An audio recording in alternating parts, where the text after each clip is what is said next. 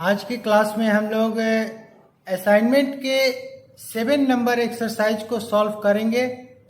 इस एक्सरसाइज में हम लोग को सीरीज रेसिस्टेंस को सीरीज में जब हम लोग जोड़ते हैं तो उससे कितने प्रकार के न्यूमेरिकल्स बनते हैं और कौन कौन से न्यूमेरिकल्स एग्जाम में पूछे जाते हैं, इसका हम लोग प्रैक्टिस आज इस एक्सरसाइज में करने जा रहे हैं। तो पहला क्वेश्चन है हम लोग का, 3 प्रतिरोधकों को 27 वोल्ट आपूर्ति के मध्य श्रेणी क्रम में जोड़ा गया है। दूसरे प्रतिरोधक का प्रतिरोध प्रथम की अपेक्षा 2 गुना, तीसरे प्रतिरोध का प्रतिरोध दूसरे के अपेक्षा 3 गुना है। तीसरे प्रतिरोध के मध्य वोल्टता कितनी होगी? यहाँ ऑप्शन दिया हुआ है 3, 6, 9 और 18। इसमें कौन सा ऑप्शन सही होगा? तो इसको सॉल्व करने के लिए हम लोग क्या करेंगे, x, 2x और 6x रेसिस्टर का ये वैल्यू हो गया। अभी तीनों को हम लोग क्या करते हैं, सीरीज में निकालने के लिए तीनों को जोड़ देते हैं और जिसके पास वोल्टेज निकालना है उसको ऊपर लिखते हैं। तो ये हो गया हम लोग का 6x by 9x into total voltage 27। x और x कैंसिल हो गया, 9 3 जा 27 और 3 6 जा 80 वोल्ट होगा। अर्थात ऑप्शन जो है हम लोग का डी होगा। सेकेंड क्वेश्चन क्या है, 1 किलो ओम, 2 किलो ओम तथा 7 किलो ओम के 3 प्रतिरोधक 30 वोल्ट आपूर्ति के साथ श्रेणी क्रम में जुटे हुए हैं। कुल प्रतिरोध तथा धारा का मान कितना होगा? अर्थात इसमें हम लोग को आरटी भी निकालना है और आईटी भी निकालना है। तो सीरीज में आरटी निकालने के लिए R1, R2, R3 को जोड़ देते हैं। 1 किलो ओम, 2 किलो ओम और 7 किलो ओम, तो तीनों को जोड़ दिए तो हो गया 10 किलो ओम। लेकिन यहाँ इन 3 ऑप्शन में 10 किलो ओम है। अब हम लोग को करंट भी ज्ञात करना है। तो करंट कैसे ज्ञात करेंगे?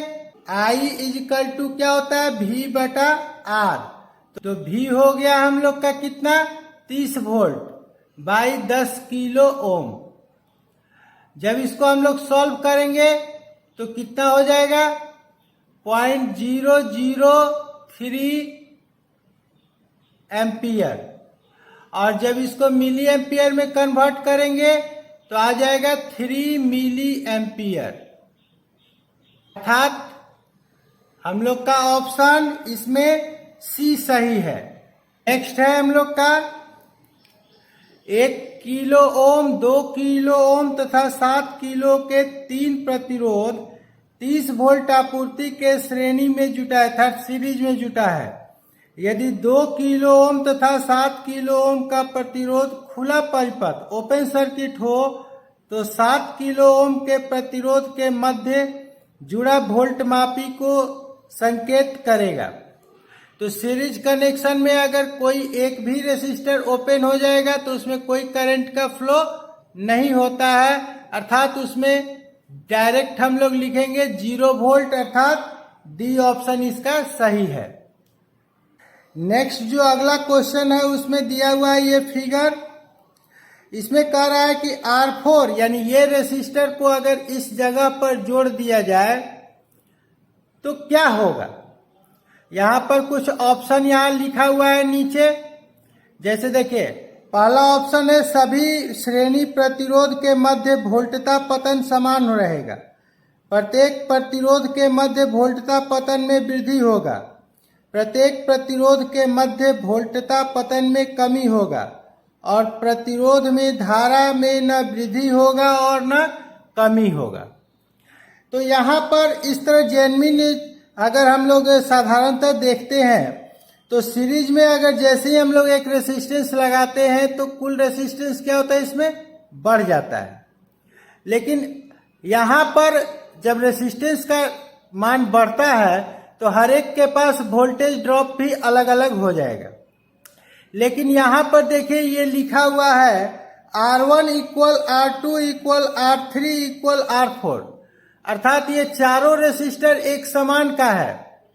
जब चारों एक समान वैल्यू का है तो सभी पर वोल्टेज ड्रॉप क्या होगा, एक समान रहेगा। अभी श्रेणी प्रतिरोध के मध्य वोल्टता पतन समान रहेगा। यह आपका आंसर हो जाएगा।